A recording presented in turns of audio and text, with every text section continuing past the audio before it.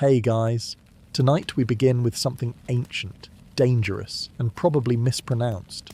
It's not just a bedtime story, it's a one-way ticket into the part of Egyptian spirituality that even the pharaohs weren't allowed to touch. Forget pyramids, gold masks, and that one dude who got buried with his knees at a 90-degree angle.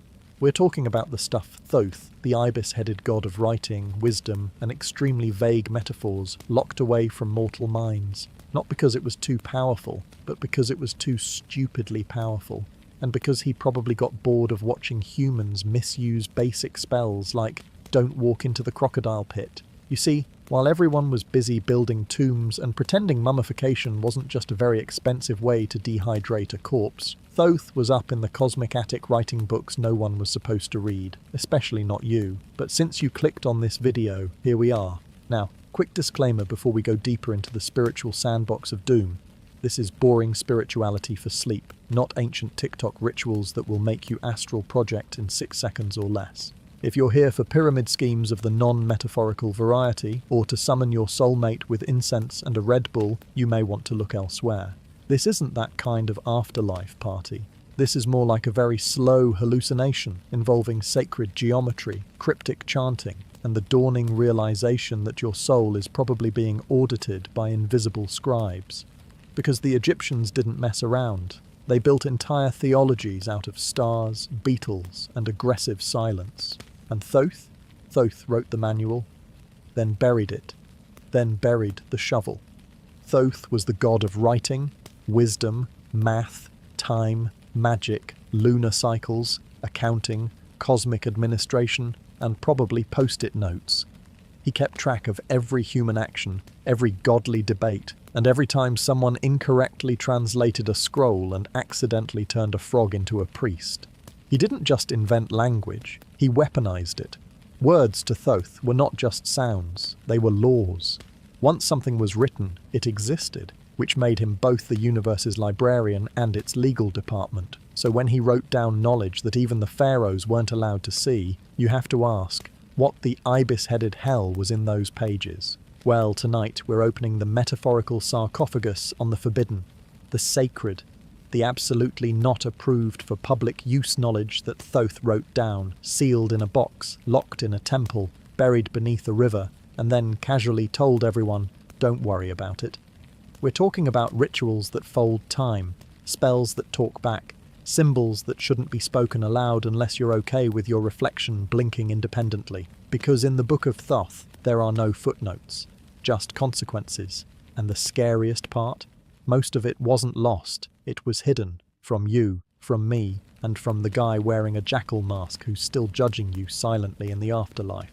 So before we even crack open a single sacred syllable, take a deep breath. You're already in it. Welcome to the journey. Please leave your ego at the door. You won't be needing it. Long before anyone bothered carving gods into sandstone or dressing cats like royalty, something existed. Or rather, nothing did, and then it changed its mind. The ancient Egyptians called it Zep Tepi, the first time. Not the first Tuesday of creation or the beginning of a fiscal quarter, but the moment when order rose out of chaos, like an accidental idea that suddenly decided to be permanent. And at the very center of that cosmic sneeze stood Thoth. Not battling demons, not building planets. No, he was writing. Because in the oldest Egyptian myths, creation didn't start with a bang, it started with a word. And Thoth, the divine scribe, wrote that word down before it even knew it was supposed to mean something.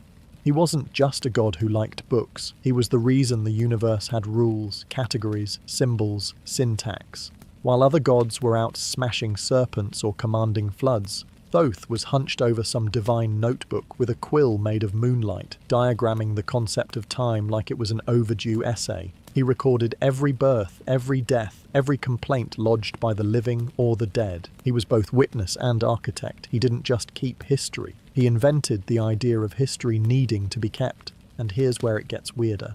The myths say Thoth created himself. One version claims he was born from the skull of the chaos god Set. Another says he just spoke his own name and showed up because the universe had a scheduling conflict and needed someone to file the paperwork. He didn't wait for a creator. He became one. He used words the way other gods used weapons, which means that before anything had a form, Thoth had already given it a definition. He didn't wield power by force. He wielded it by saying, "This is what things are now," and the cosmos just sort of nodded in terrified agreement. The pen was never mightier than the sword. The pen was the sword. Thoth's words shaped the laws that governed heaven and hell, life and afterlife, math and metaphysics. Even Ma'at, the principle of truth and balance, had to get spell-checked by Thoth before she was allowed into circulation. And yet, despite all that authority, he wasn't loud about it. He whispered his truths into temples, into shadows, into scrolls that no one could read without going just a little bit mad. The power wasn't in the volume, it was in the precision. Speak it wrong, and the universe doesn't glitch. You do. And that's why Thoth's knowledge wasn't handed out like festival flyers. It was locked away.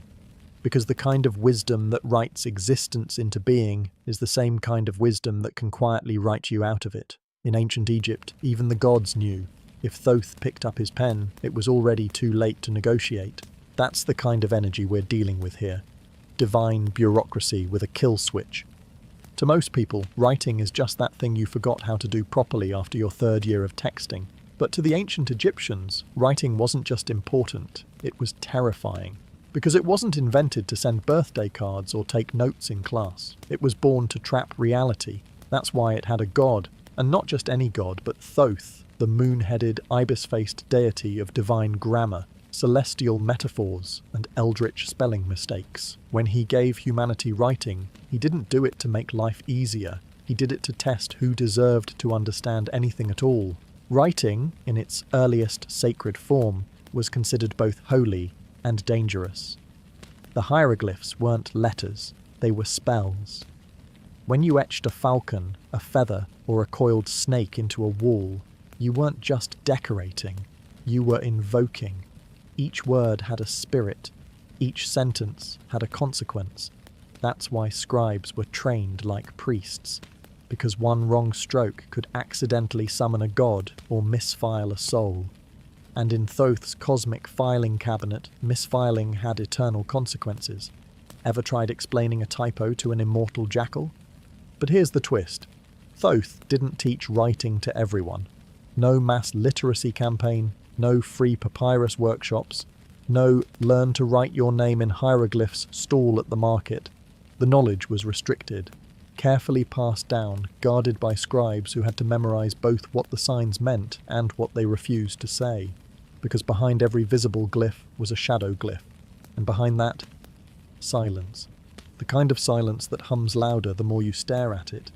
To write was to encode, to bury meaning like a scarab in a tomb. Pharaohs had entire walls inscribed to ensure their afterlife itinerary ran smoothly. One missed line, and they'd be wandering the duat for eternity with nothing but a lion-headed gatekeeper and an awkward apology. But even the pharaohs weren't given everything. Thoth kept the master keys. There were signs no one taught, symbols that only appeared once and then vanished. They were written, then sealed behind temple doors, locked with chants that no one dared pronounce twice. Even if you saw them, you couldn't understand them. You weren't meant to. And that's what made writing a rebellion. Every time a scribe picked up a reed pen, they were brushing fingers against forbidden power. They were preserving, yes, but they were also resisting oblivion. They were saying, this happened, this mattered, this is how I make it real again. But if you thought that meant control, think again. Because Thoth didn't give humans writing as a gift, he gave it as a trap, a way to watch who would misuse it and who would try to read between the lines where the real secrets lived. That's the problem with language made of magic. It doesn't care who you are, it only cares whether you understand what you've summoned, and if not, well, too bad. The ink's already dry. Let's talk about the book. Not a book, not some book. The book. The one that allegedly held the keys to all wisdom, all magic, and all the ways to break reality without technically violating the laws of physics. The Book of Thoth wasn't a manual for the casual spiritual hobbyist. It was a cosmic instruction guide scribbled in invisible ink, encrypted in symbols only gods or very foolish scribes could attempt to decipher. It didn't come with a table of contents, it came with consequences. According to the legends, this book contained spells to speak with animals, to command the sea, to raise the dead, to see the gods face to face, and not in a poetic vision quest kind of way. Literally, open the sky and make eye contact with eternity kind of way, which, to be clear, is the kind of experience that tends to leave your brain looking like overcooked barley. And here's the catch. Thoth didn't give this book to anyone. He buried it, deep. Some versions say it was locked in a secret chamber under the Nile, encased in gold, iron, and multiple layers of divine sarcasm. Others say it was hidden inside another book, folded within dimensions, like a scroll that eats the reader if they mispronounce a verb. The point is, it wasn't supposed to be found. Ever. And that's exactly why someone tried. The tale goes that a prince named Setni, clearly someone who hadn't read the disclaimer, decided to dig it up anyway. He heard whispers of a book that could make a man into a god, and like any self-respecting mortal with an ego and poor impulse control, he thought, that sounds like my kind of bedtime reading. Spoiler, it was not. Setna finds the book. He opens it. He reads the first page. Instantly, everything starts unraveling. Spirits rise, flames appear, the dead get chatty, and a ghost wearing full royal regalia informs him that he's just made a terrible mistake. By the time the story ends, Setni is humiliated, broken, and spiritually evicted. The book disappears again. Thoth, somewhere in the background, probably just sighs. The Book of Thoth wasn't forbidden because it was evil. It was forbidden because it worked. Too well. And power without preparation is a curse wearing a good lighting filter. Knowledge like that doesn't make you wise. It makes you dangerous, especially to yourself. That's why Thoth kept it under lock, key, riddle, and threat of metaphysical combustion. Because once you know how to bend the rules of reality, you eventually forget that other people still live inside them. And maybe that's the real secret. The book didn't need to be read to be dangerous, it just needed to be wanted. Because the second you start chasing absolute power disguised as absolute wisdom, you're not studying anymore, you're being studied. If you thought the Pharaohs got VIP access to divine secrets just because they wore gold hats and had people fanning them with ostrich feathers, think again. Being king of Egypt got you a pyramid, a throne, and the privilege of pretending you knew what Thoth was talking about. But when it came to the real forbidden knowledge, the deep, reality-warping, spiritually radioactive stuff, even the Pharaohs hit a wall, a big, hieroglyph-covered, spiritually booby-trapped wall. And you know what? That wasn't an accident. Thoth didn't hide the good stuff from mortals. He hid it from rulers, on purpose. Because here's the problem with god kings. They already think they know everything. When you're treated like a living deity, it's very easy to assume you can handle a little light cosmic truth. Spoiler, they couldn't. Most pharaohs could barely manage flood control and marriage diplomacy. Giving them access to spells that could rewrite reality would have been like handing a toddler a chainsaw during a sugar crash. Dangerous, loud, and destined to end in screaming. And Thoth knew it. That's why the most powerful texts, incantations, and metaphysical schematics were not inscribed on tomb walls or temple columns. They were whispered, encoded, hidden inside allegories, wrapped in symbols, and scattered across initiatory rituals designed to weed out the impulsive, the egotistical, and the aggressively curious. Pharaohs had priests, and priests had books, but even the high priests didn't get the whole library. Just the chapters deemed safe enough to chant without collapsing the astral membrane.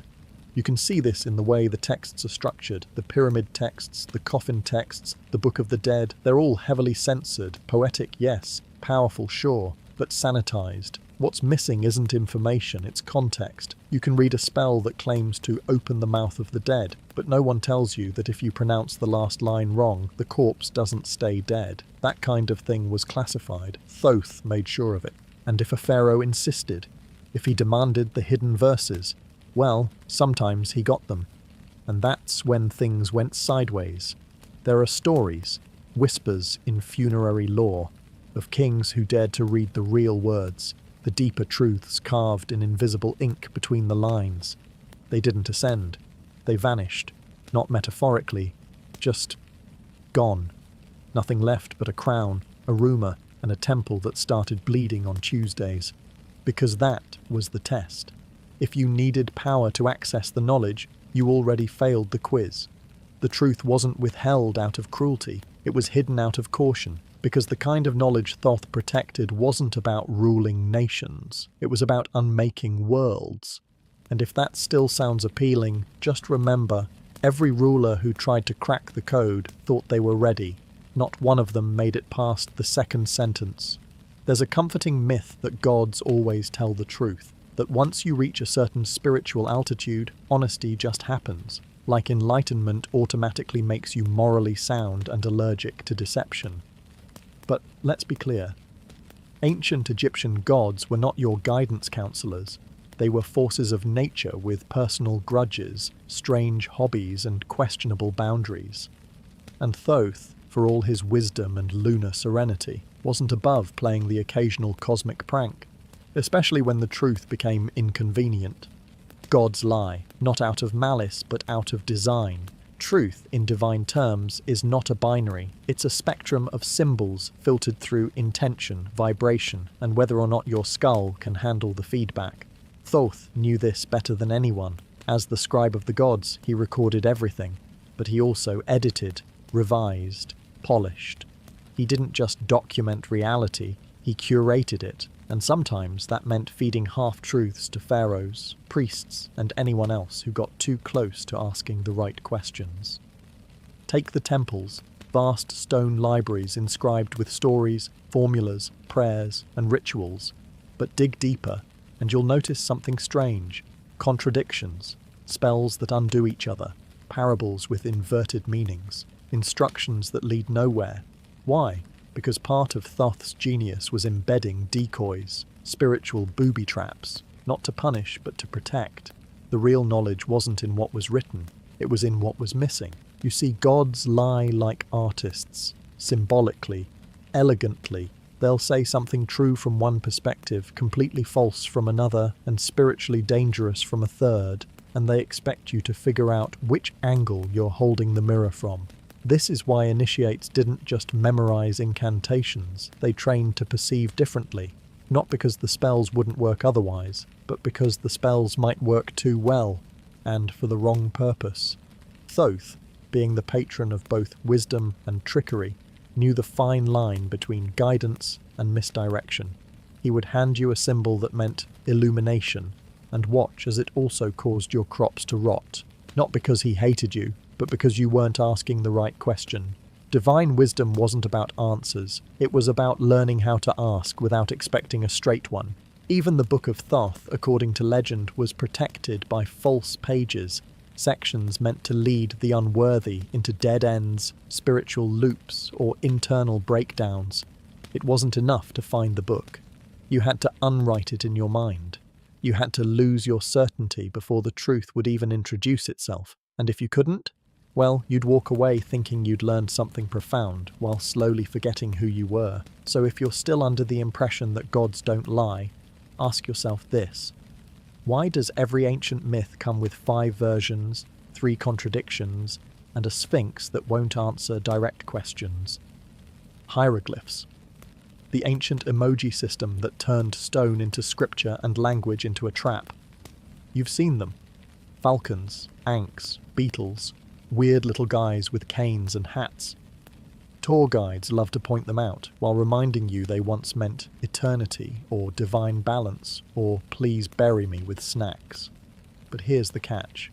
Those were the public hieroglyphs, the billboard versions, the ones safe enough for tombs, tourists, and novice scribes. What no one tells you is that beneath all those stylized birds and regal poses were other symbols, the kind that didn't decorate walls, they hid inside them. See, not all hieroglyphs were created equal. The ancient Egyptian writing system was layered, like an onion dipped in mystery and then set on fire. There were phonetic signs, symbolic ones, and then something else. Signs that didn't belong in any grammar. These were the forbidden glyphs, the ones that didn't speak to the reader, but to the space around the reader. Symbols that weren't meant to be read but experienced. You could stare at them for hours and swear you were just looking at a decorative squiggle, and then suddenly your thoughts wouldn't be your own anymore. The Book of Thoth was supposedly filled with them. Not full sentences, not poetic parables, just marks, etched lines that bent perception, rearranged memory, or blurred the line between vision and hallucination. Imagine a word so powerful that just recognizing it as a word pulled your soul slightly out of alignment. That's what these glyphs did. They weren't linguistic. They were architectural, used to build ideas too large for the mind to hold. And Thoth buried them, not physically, but conceptually. He let them exist where no one could find them, in plain sight, written into patterns no one would think to decode. Modern scholars have catalogued thousands of hieroglyphs, but there are gaps, strange recurring elements that appear once and never again, odd arrangements that don't match the context, even in ritual texts. Scribes sometimes wrote them with deliberate mistakes, an extra mark here, a reversed bird there, because copying them correctly might activate something, like pressing the wrong button on a machine that doesn't beep. It awakens. And no one wanted to be responsible for that. And then there's the silence around certain names, deities referred to only obliquely, concepts hinted at but never defined, places described without coordinates, all embedded into the hieroglyphic tradition like warnings carved in beautiful disguise, because if you could read everything perfectly, you might accidentally understand something you weren't meant to know, and understanding in this case wasn't enlightenment. It was erasure. The moment you truly grasped what the glyph meant, you were no longer part of the human equation. You were written out of it. That's why even Thoth's own priests didn't decode everything. They didn't need to. The point wasn't comprehension, it was containment. The most sacred symbols weren't instructions, they were locks, and opening them didn't lead to wisdom. It led to somewhere else entirely. Reality has always had rules. Gravity pulls, time marches forward. Your soul is, usually, attached, but those laws, as comforting as they seem, weren't handed down on a stone tablet. They were written, deliberately, meticulously, and not all at once. And yes, Thoth had the pen. The myths don't say it plainly, but if you read between the stelae, there's a moment, unmarked and rarely mentioned, when the universe wasn't just created, it was revised. Reality 1.0 had bugs, and Thoth? He patched it. Imagine a cosmos where death didn't stick, time looped inconsistently, and hieroglyphs responded to tone of voice. That was the early draft. Sacred texts whisper of a time when the underworld didn't have doors, souls could reincarnate without paperwork, and dreams leaked into waking life like an open faucet. It was beautiful, chaotic, dangerous. Naturally, the gods panicked, so they called in the one being who didn't panic, Thoth, the divine proofreader. He wasn't just a recorder, he was an editor of metaphysical structure. With quill in hand and moonlight in his veins, he examined the weave of existence and made adjustments. Spells that once acted like open flames were regulated, souls got cue numbers, time was formatted into hours. And memory? That got limits, not to punish mortals, but to stop them from noticing the seams. But here's the eerie part. The first version of reality wasn't erased. It was folded, tucked beneath the current one like an old manuscript buried under a redraft. And every so often someone finds a wrinkle, a moment where cause and effect don't agree, a dream that bleeds into reality just a little too convincingly, an echo of a world that was never supposed to be remembered. Those are the glitches. Leftovers from the cosmic edit that didn't quite get sealed. Thoth didn't remove the original reality, he hid it. There are temple inscriptions, long dismissed as decorative nonsense that scholars can't translate because the language predates known grammar. Some priests referred to these fragments as the unspoken code, ritual phrases from the pre-edited universe that still work, occasionally. But they come with a cost. Reality doesn't like being reminded of its first draft. Use one of those words, and you might notice your shadow detaching. Use two, and the stars blink back. It's said that one of Thoth's greatest regrets was needing to edit existence at all, that in doing so he didn't just alter the universe, he made it lie to itself. The laws we live by now, they're not laws, they're polite agreements, suggestions with teeth. and under the right conditions they unravel. That's why some initiates believe Thoth didn't just write the rules, he wrote the escape clause. Hidden somewhere deep in the folds of time, in a syllable never spoken and a shape never drawn, is the key to the original reality, the one where nothing made sense, but everything was true. Let's be clear, dreams were never supposed to be private. The modern idea that your dreams are personal, random bursts of subconscious nonsense, cute. But in the world of Thoth, dreams were leaks, cracks in the dam, glimpses of the earlier, messier version of reality before it got ironed into something manageable. And Thoth, god of writing and wisdom and absolutely no chill, didn't just observe dreams. He monitored them like a celestial IT technician watching for spiritual malware. The Egyptians believed dreams were messages, but not always from the gods. Sometimes dreams came from older places, timelines that weren't picked for final production. They'd show you rivers that never existed, ancestors you never had, or temples that hadn't been built yet and probably never would be, because reality, no matter how polished, still has memory, and when it dreams in fragments. Human minds, they're just the accidental receivers. That's why the most sacred temples in Egypt had dream chambers, small, echoing rooms where initiates would sleep on stone benches beneath carvings of stars.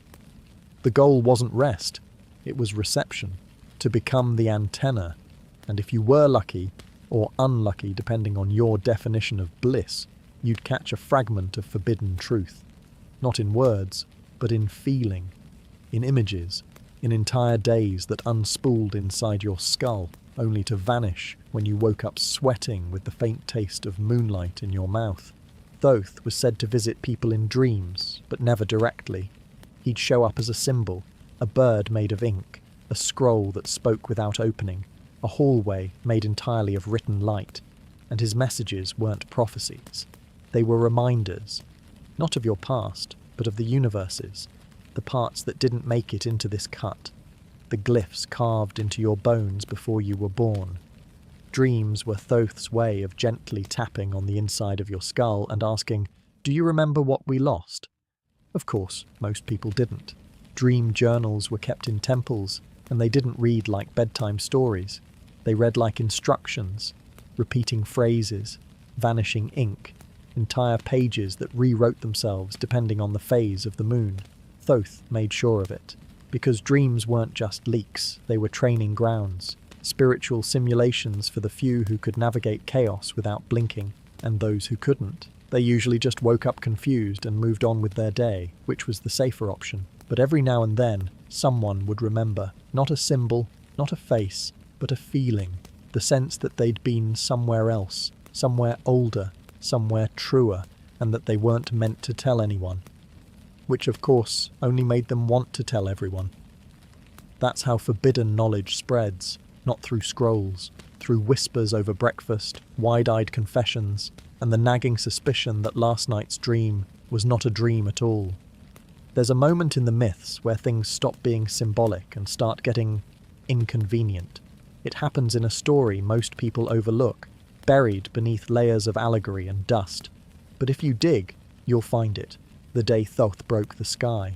Not metaphorically, not in a poetic, the heavens wept kind of way. No, Thoth, in his infinite wisdom and slightly sarcastic sense of cosmic architecture, pushed reality too far and cracked the firmament like an eggshell. The story goes like this. Once upon a very unstable time, the sky goddess Nut was pregnant, very pregnant, and Ra, king of the sun and resident tyrant of good ideas, had declared that she couldn't give birth on any day of the year. You'd think a god of infinite solar power could come up with a better form of birth control, but here we are. Nut was stuck. Time was stuck. Nothing new could be born. And that, according to Thoth, was a problem worth solving, even if it meant reformatting the universe. So Thoth did what he always did when someone made a dumb rule. He found a loophole. He challenged the moon god, Khonsu, to a game, a divine dice match to be specific, because why not gamble with celestial mechanics? Thoth won, repeatedly, and with each victory he took a sliver of moonlight, not metaphorical moonlight, actual fragments of lunar time. He collected enough to create 5 new days, days that technically weren't part of the year, which meant Nut could finally give birth without violating the decree. Clever, beautiful, and deeply catastrophic, because those 5 days weren't ordinary. They weren't stitched into the fabric of linear time like the rest. They hung there, outside the cycle, glitches in the calendar, holes in causality. And once they existed, the sky never closed properly again. The old structure of reality, designed with balance and precision, was now carrying an extra load. An emotional 5-day bloat shoved into the corners of the cosmos. It worked, sure, but nothing really fit after that. That's the crack. The moment the sky, metaphorical or otherwise, stopped being seamless. Thoth didn't destroy the world, he rewrote its source code, but that act left a scar.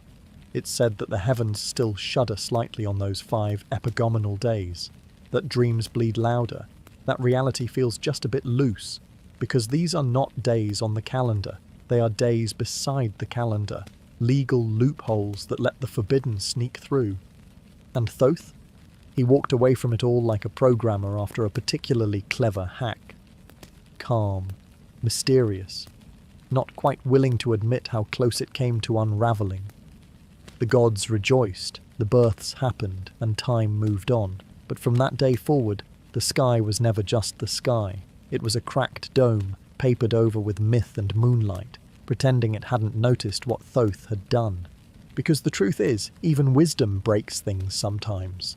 And when the god of logic bends the rules that tightly, the whole universe creaks just trying to hold its breath. Let's get one thing straight.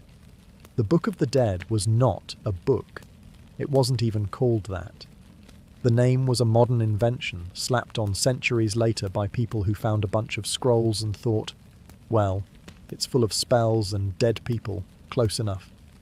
The Egyptians called it the Book of Coming Forth by Day, which sounds like a motivational calendar until you realize it's actually a user's manual for not dying badly.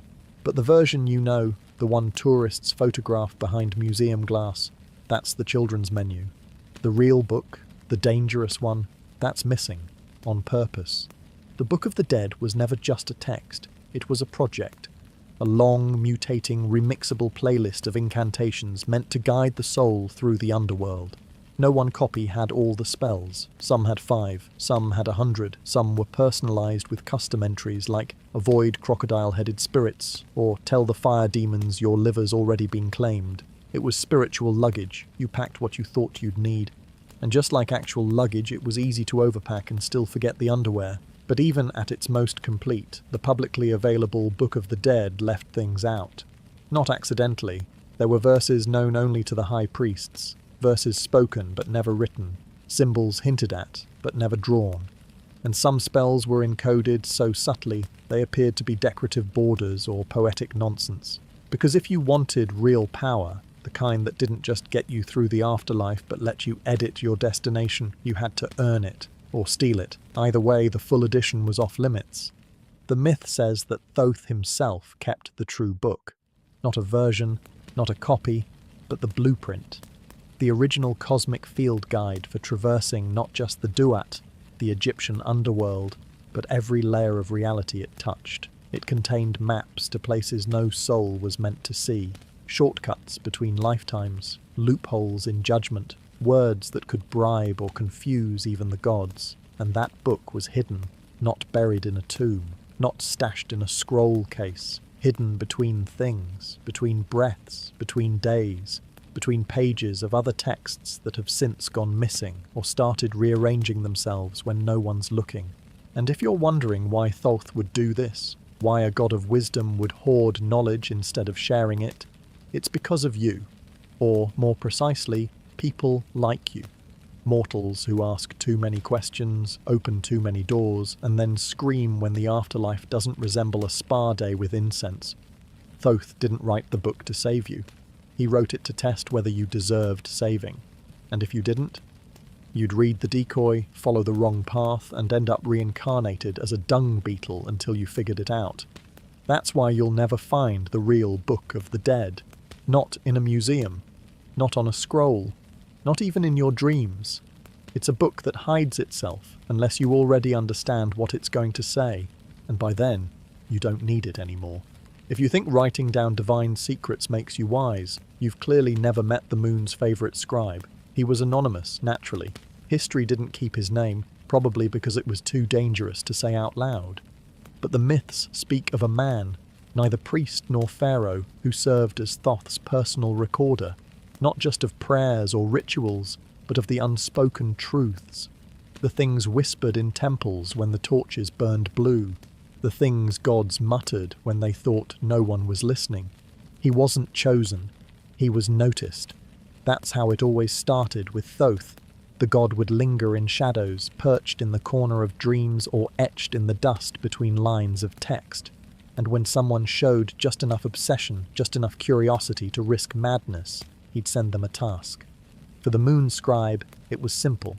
Write. Record everything Thoth revealed. No questions, no edits, no interpretation, just ink and obedience. So the scribe did. He wrote in symbols not yet invented, using tools that would be considered relics if anyone ever found them. His texts didn't sit on shelves. They were buried beneath thresholds, carved into the undersides of altars, folded into the gaps between rituals. Some of them weren't even visible unless read under moonlight while fasting and holding your breath. The man didn't eat much, or sleep, but he wrote, because he knew that to stop would be worse. As time passed, the knowledge changed him. At first it was subtle. He began to speak in riddles, stare too long at things no one else could see. He remembered dreams that hadn't happened yet. He flinched at ordinary words, as if they contained sharp edges. Eventually, even his shadow began to act independently, slanting away from him during full moons like it was trying to escape. The more he wrote, the less he resembled a person. He was becoming something else, a vessel, perhaps, or a warning. The texts he left behind, if any survived, were said to contain the real names of gods, not the polite, public names offered in prayer, the true names, the ones that, when spoken properly, didn't summon a deity, but turned you into a mirror of it. These weren't meant for use, they were meant for safekeeping, but the scribe knew them. Worse, he remembered them. Every name, every spell, every diagram meant to fold the soul like paper and let it pass through locked doors in the underworld. And that's why Thoth did what he always does when a mortal knows too much. He erased him, gently, elegantly, with a final phrase written in the scribe's own hand, a glyph that loops into itself until the page forgets it ever existed. His body was never found. His writings, scattered, lost, or disguised as lesser texts. Some say Thoth absorbed him. Others say he became one of those nameless figures etched on tomb walls, half human, half symbol, watching from the margins. Either way, the lesson was clear. Knowing too much doesn't make you holy, it just makes you next. Magic, in ancient Egypt, didn't wear a cape. It wore a calculator. You wouldn't know it from all the incense and golden animal heads, but underneath the divine drama, the spells and rituals were horrifyingly precise, not emotional, not intuitive, mathematical. That's the part nobody talks about, because somewhere between the chanting and the sacred oils, someone had to measure exactly how many grains of natron to apply before a body stopped rotting and started glowing. And that someone was probably working off of Thoth's private spreadsheet. To the untrained eye, Egyptian magic looks mysterious. It's all symbols and metaphors, people holding staffs, priests staring at jars. But to those behind the curtain, those who'd been initiated far enough to see how the cosmos was actually constructed, it was a numbers game. Thoth didn't deal in vague wishes, he dealt in geometry, rhythm, and cycles. He saw the structure behind illusion. Every spell had its math, every word had a weight, and if you recited the wrong thing at the wrong angle on the wrong day, you didn't summon a god, you summoned paperwork, or worse, silence. Magic wasn't just about casting, it was about calculating. You needed to know when Sirius rose, how many degrees the stars had shifted since last year, how many times the body had been turned during embalming, and which vowel sounds could be sustained without triggering unintended consequences. Think of it as divine programming, except the syntax was sacred, and the bugs could cause spontaneous combustion. There were spells that only worked during equinoxes, spells that required the moon to be at a precise phase, and spells so delicate they would unravel if pronounced with the wrong emotion. Not because the gods were picky, because the formula broke. Thoth, being the original cosmic engineer, wrote these systems into the backbone of creation. He didn't just record events, he encoded patterns, and those patterns became laws.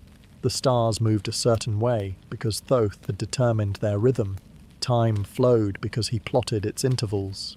Even death had a timetable, and if you missed your window, you didn't get reincarnated, you got redirected. Forever. This is why the highest initiates didn't bother with flashy magic. They weren't setting things on fire or levitating objects across rooms. They were sitting in silence, running calculations in their heads, adjusting ritual placements by centimeters, and whispering chants in rhythms that matched the pulse of the earth itself. Because when you understood the formula, you didn't have to perform magic, you were the magic. And if you got it wrong, you didn't just fail, you broke something fundamental, like calling a phone number so precisely that the voice on the other end asks how you got this line before cutting the sky in half. That's the secret Thoth never advertised. Magic was never about belief, it was about fidelity. The closer you matched the original blueprint, the more reality listened. And if it listened too hard, you'd find yourself standing in a world rewritten, wondering whether you cast a spell or deleted the old universe by accident. For a god whose job was literally to record everything, Thoth had one rule. Not this, not that one thing, that single cosmic truth that even he wouldn't write down. Not in ink, not in code, not even buried in metaphor. And when the god of divine knowledge draws the line, you should probably ask yourself, what could possibly be so dangerous that the being who invented alphabets decided it didn't belong in writing? The answer, of course, is maddening, because no one agrees on what it was. Some say it was the true name of chaos, the original vibration that, if spoken aloud, would unmake the balance of the world. Others believe it was the real timeline, the actual unedited version of history before Thoth rewrote it to make everything seem more linear and less unlivable. A few even whisper that it wasn't a word at all, but a thought. One single idea that, once understood, strips away not just illusion but identity. The myths don't say it outright. They skirt around it, like priests tiptoeing around a cracked sarcophagus. There are stories of scrolls that burned themselves as they were being written, of scribes who received a message mid-ritual and forgot their own names before they could finish copying it. In every case, the thing that was forbidden wasn't what they learned. It was what they couldn't unknow afterward. Because this wasn't just information, it was irreversible understanding. Thoth knew this. That's why he chose silence, not from ignorance, but out of mercy. He had seen civilizations rise and collapse under the weight of truths they weren't emotionally engineered to carry. He watched priests try to weaponize wisdom, kings attempt to own prophecy, and mystics shatter themselves chasing purity. So he made a choice. He left a gap, a blank space in the middle of his teachings where the most important thing should have gone. And naturally, humans did what they always do when faced with divine boundaries. They obsessed over it. Every generation produced at least one poor soul who dedicated their life to finding what Thoth left out. Some went mad, others vanished. A few wrote things down that felt close, but those texts are unreadable now. Not because they're lost, because they refuse to be read. Pages that blur, sentences that rearrange, words that feel like they're watching you. Some say the missing truth was about the origin of the soul. Others say it was the end of everything, how it really ends. Not with judgment or peace or reincarnation, but with return. Not to the body, not to the stars, to something older, something that predates creation and isn't particularly interested in welcoming you back. Whatever it was, Thoth buried it deep. Not in the earth, not even in the sky. He buried it in absence, in the deliberate omission that gnaws at curious minds. And maybe that's the point. Maybe some truths aren't hidden to protect the knowledge.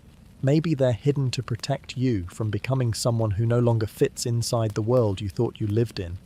You'd think the point of magic was to improve your human experience. Better luck, safer journeys, fewer snakes in the afterlife. but there's an entire category of spells tucked into the edges of Egyptian texts that only activate after you're no longer human. Not dead, not enlightened, just not human. It's a strange clause, like a feature you can only use once you've voided the warranty.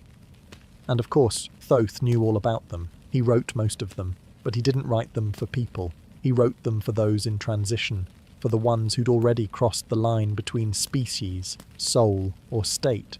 You won't find these spells listed in the tourist-friendly translations. They're usually hidden in footnotes or carved in places no one bothers to scan. Inscriptions inside sarcophagus lids, texts inside temple columns. Never front and centre, always somewhere slightly too inconvenient to copy. And when you do find one, it never makes sense right away. The grammar is off. The imagery doesn't line up. You'll read a line about becoming the eye that sees backward, or the mouth that swallows names, and assume it's symbolic. It's not. These spells weren't meant for people as they are. They were instructions for when you've already let go of something essential, your body, your name, your need to blink. That's the price of unlocking them. You lose something human. And once it's gone, the spell recognizes you. Like a password that only accepts trauma as a login credential. And if that sounds dramatic, welcome to ancient spirituality. Nothing personal ever survives enlightenment. Thoth was obsessed with thresholds. Not doors, not walls. Thresholds. Those unstable in-between places where categories stop functioning. Where you're not alive but not entirely dead. Not divine but no longer mortal. Where time stops following your schedule. He believed that's where real power lived, not in permanence, but in liminality. So he coded spells into that space, into the cracks, not to tempt you, but to test who was brave or broken enough to stand there long enough to learn. Some of these spells allowed movement through realities, not just physical places, but conceptual ones, layers of existence shaped by belief, memory, or forgotten myth. Others rewrote the soul's relationship to time, letting you witness past lives or fast forward through consequences. A few even let you unmake decisions you hadn't made yet.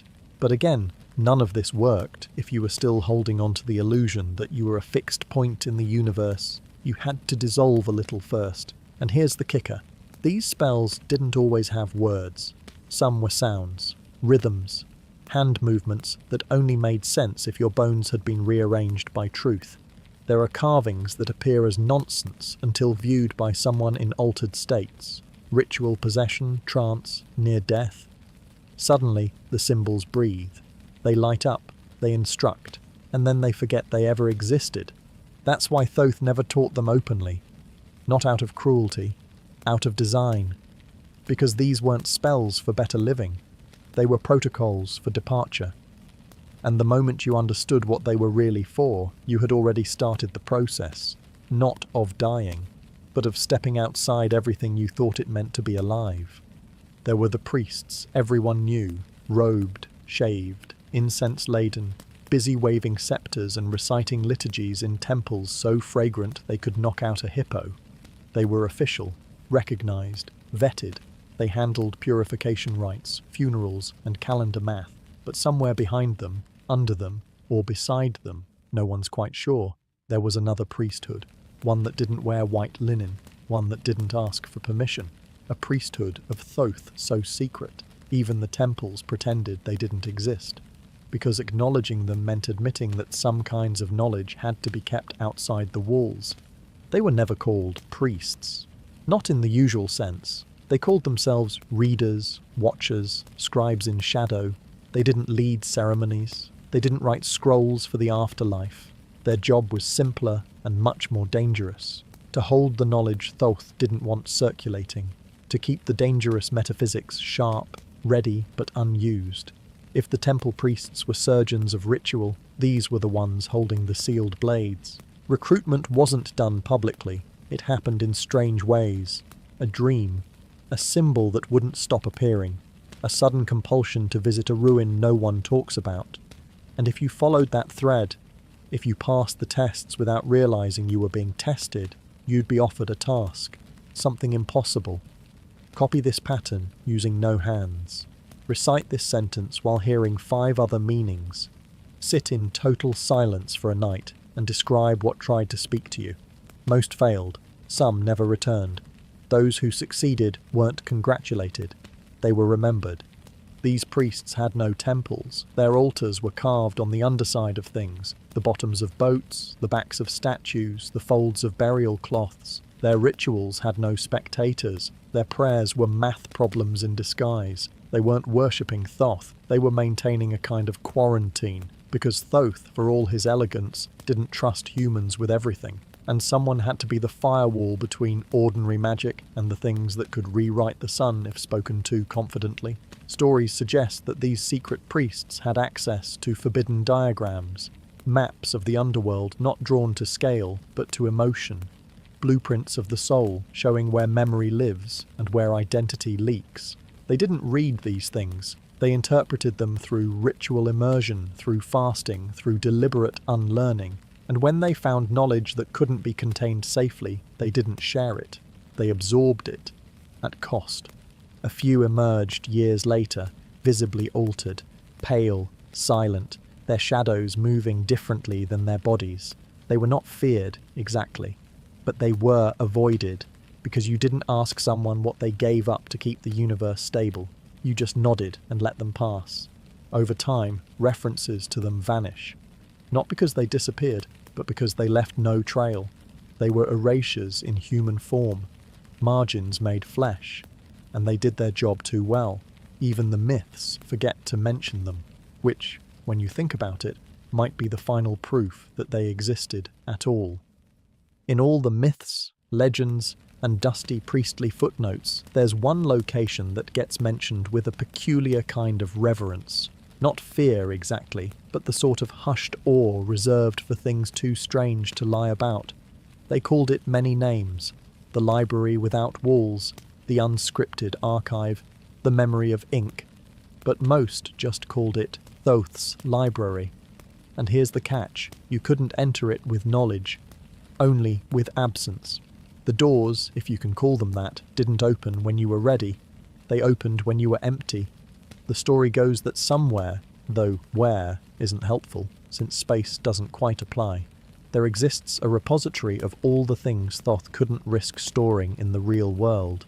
Not spells, not scrolls, but impressions, concepts too dangerous for language, patterns too unstable for paper. It's not a building, it's a state of being. You don't walk there, you unbecome enough to arrive. People have claimed to glimpse it during deep trance, near-death experiences, or those terrifying half-dreams where you wake up convinced that language has stopped working. A place filled with shelves that reorganize themselves when observed. Books with no covers, just textures, rough, smooth, pulsating. You don't read them with your eyes. You feel them, like being dunked in someone else's memory and told to hold your breath until the truth burns through your skin. Thoth's library isn't kind. It doesn't care about your questions. It doesn't offer clarity or comfort. It tests whether you can survive knowing something without interpreting it. Because the moment you try to explain what you saw, it's gone. The words snap shut. The impressions disintegrate.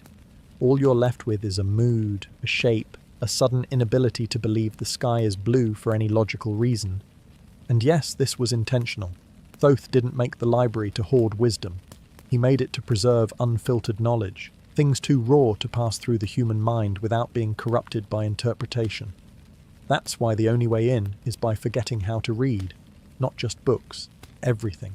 Yourself, the world, meaning. Once you've peeled back enough of your mind's training to stop looking for structure, the shelves appear, and if they accept you, you'll never be the same again. Some say the library's contents include the original names of emotions, the first numbers before math made them behave, the shape of truth before it was bent into morality. There are no curators, no guardians, just the quiet certainty that if you stay too long, you'll come back knowing things that don't fit into this version of reality, and you'll spend the rest of your life trying not to say them out loud. Those who return never brag. They can't. Not because they're sworn to secrecy, but because the experience leaves them linguistically dislocated. They speak more slowly, They pause at odd moments, like they're checking if the next sentence will collapse time. They avoid mirrors, and they always seem to know what's about to happen 5 seconds before it does. So if you ever forget how to read, really forget, in that bone-deep, soul-unthreaded kind of way, and the air around you smells faintly like ink and regret, don't panic. You're just near the door. Whether you walk through it, that's up to the library. There's a reason most legends about divine knowledge end in disaster, not because gods are stingy, but because knowing too much when you're not built for it is like handing a child a loaded spell. And Thoth, he was the archivist of everything dangerous, which means he had notes, personal, unfiltered, handwritten metaphysical experiments that he didn't exactly leave lying around. He tucked them away, not in temples or tombs, but in places you couldn't reach unless you already understood you shouldn't. Naturally, people tried to steal them anyway. The most infamous of these thieves, if thief is even the right word, was a high priest whose name has been struck from every official record. A scholar, gifted, arrogant, brilliant, obsessed with the gaps in the scrolls, the things no one could explain, the parts of the Book of the Dead that felt deliberately edited.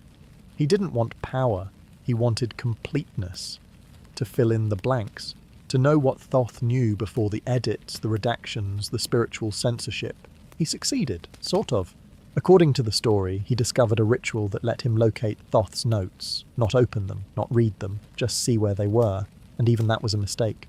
The notes were not pages, not scrolls. They were ideas suspended in a kind of conceptual ink, stored in folds of space that bent around intention. Just looking at them began to rearrange his thoughts. He stopped speaking in full sentences. He started writing in spirals. He forgot his own reflection and remembered dreams from before he was born. And still, he pressed on.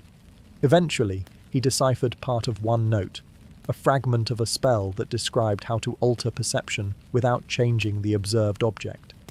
Sounds harmless, right? Until he tried it. What he saw was not the world as it was, but the world without consensus. Everything shifted constantly. Identities flickered. His own hands changed shape mid-prayer. The veil of agreed-upon reality collapsed, and he realized he hadn't stolen Thoth's knowledge. He'd borrowed a question with no safe answer. The story ends in different ways. One version says he vanished entirely, stepping into a layer of reality where thought and matter were interchangeable. Another claims he still walks among us, unable to speak, constantly writing, trying to translate what he saw into something anyone else could understand without shattering. A third insists he was found in a sealed room, eyes open, lips repeating the same 7 words over and over. No one's ever dared to publish what they were. After that incident, Thoth supposedly added new protections, not locks, decoys. He left false notes scattered across time, fakes convincing enough to satisfy the curious, confusing enough to deter the reckless. Some are entire grimoires filled with elegant nonsense. Others are one-line spells that look profound until you realize they spell out riddles with no answer. And once you've read one, good luck forgetting it. That's part of the defense. Thoth never hunted the thieves. He didn't need to. The knowledge handled itself. Because real forbidden wisdom doesn't need guards. It just waits for you to misunderstand it, and then quietly rearranges your life until you're not sure if you learned anything at all, or if you were just erased by a sentence. Among the many scrolls buried in Egypt's forgotten chambers, there was one that no voice ever touched. Not once. Not even in a whisper. Not because it was unreadable, but because it was too readable.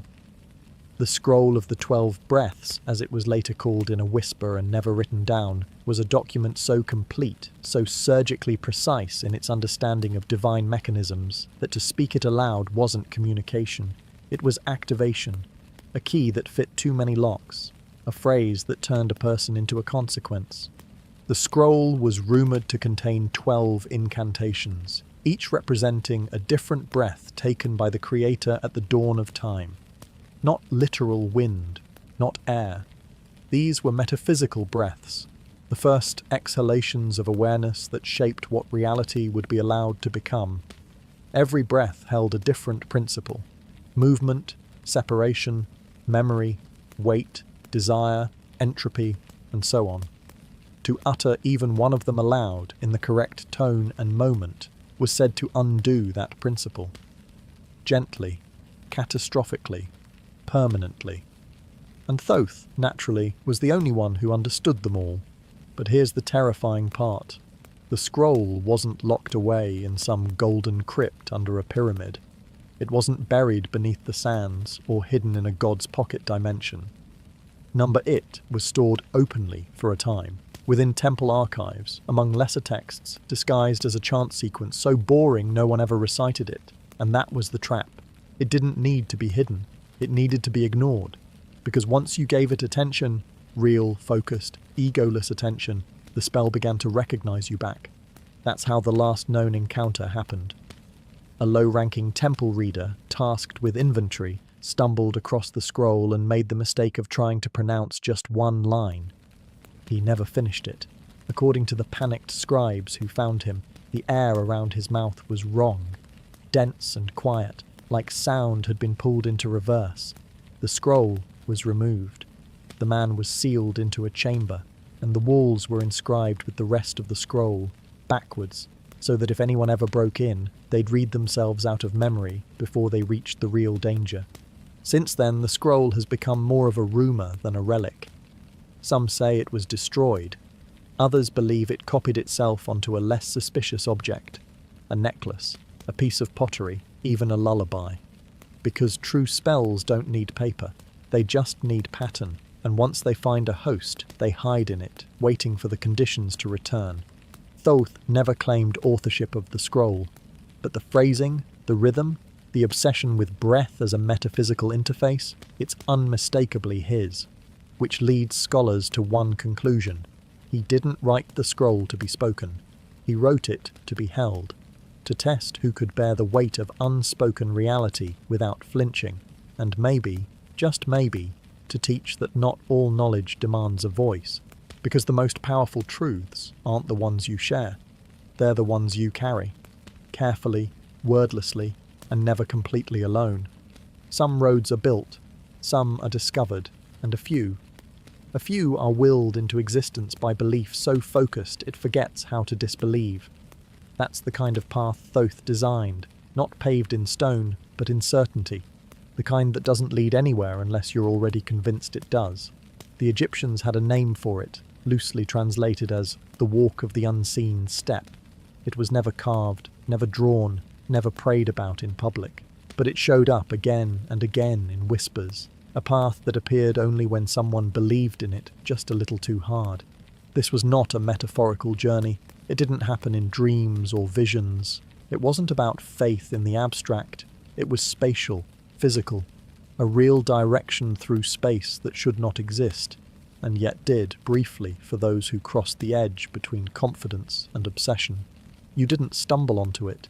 You generated it, like dragging your finger through water and watching the current align behind it. The more you believed it was real, the more real it became. And once it was real enough to stand on, it led you where logic could not follow. But the price of belief that's strong was steep.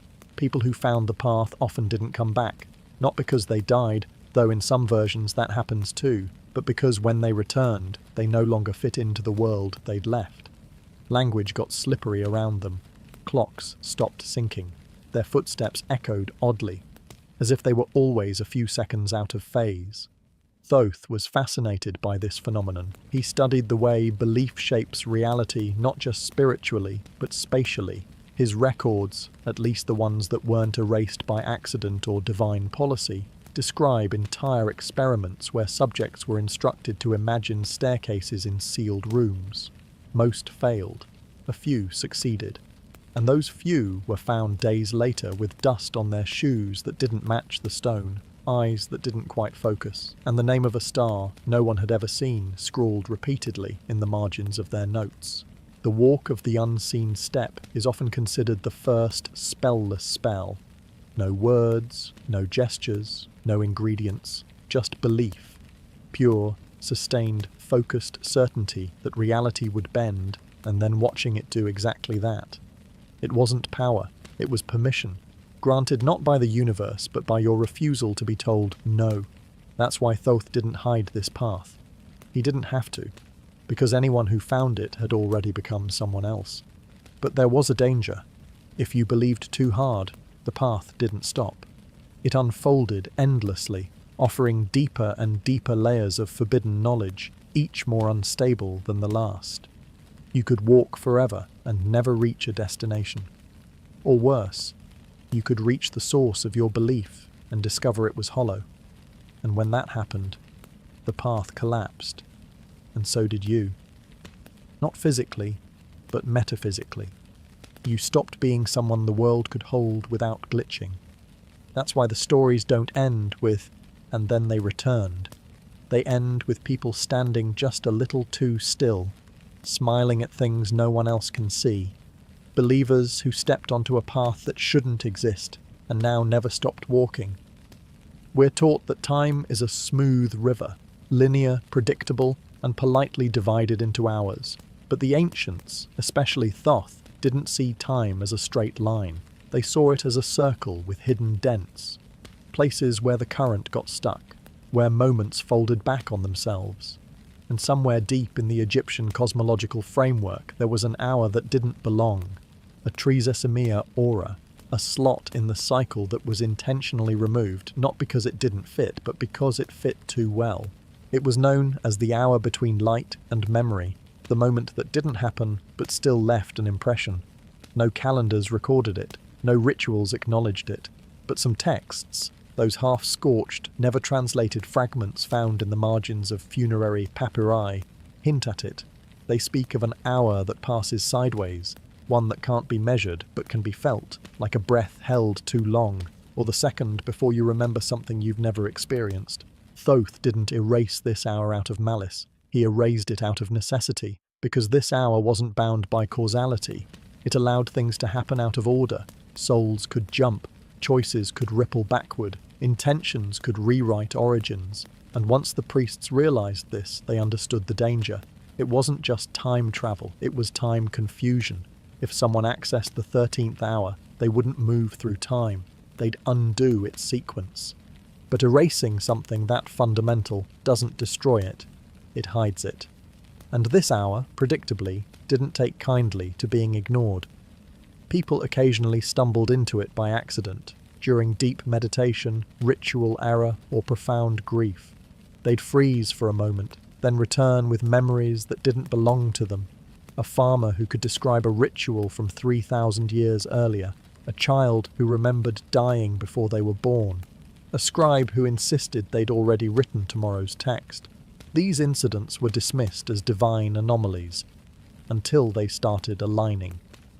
Each reported case occurred during the same lunar alignment, during a specific silence in the temple's rhythm, during that invisible, unnumbered hour.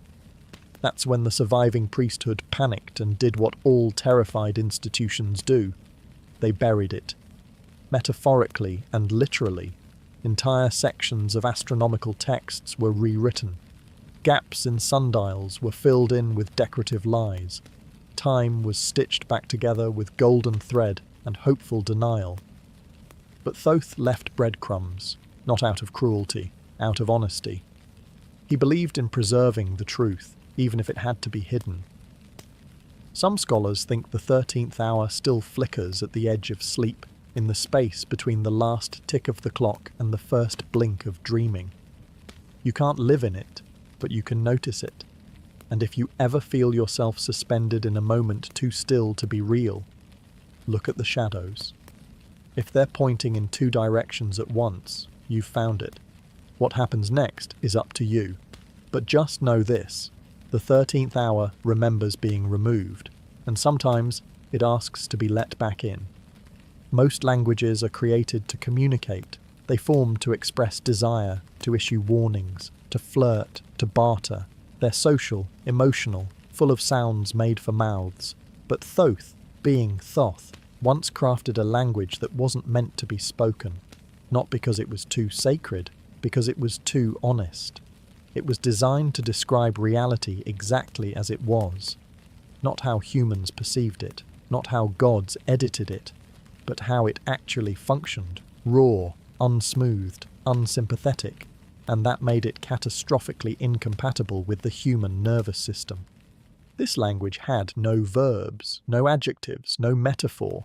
Each symbol represented a concept so precise, so internally complete, that to grasp it meant swallowing an entire mechanism of truth. Think less word and more compressed spiritual software. Saying just one glyph aloud was like force installing the universe's debugging code into your soul, and the soul, predictably, doesn't like updates it didn't authorize. Thoth didn't use this language often. He didn't need to. It wasn't for conversation. It was for correction. He invented it during a time when the universe's rules began slipping, when cause and effect stopped shaking hands. A small cosmic misalignment, the myths say, caused by humans getting too creative with belief. To fix it, Thoth had to speak directly to the bones of existence, and the only way to do that was with a language that left no room for interpretation. He succeeded. The balance returned, but the language didn't disappear. It stayed, dormant, like an unsent message waiting for the right eyes.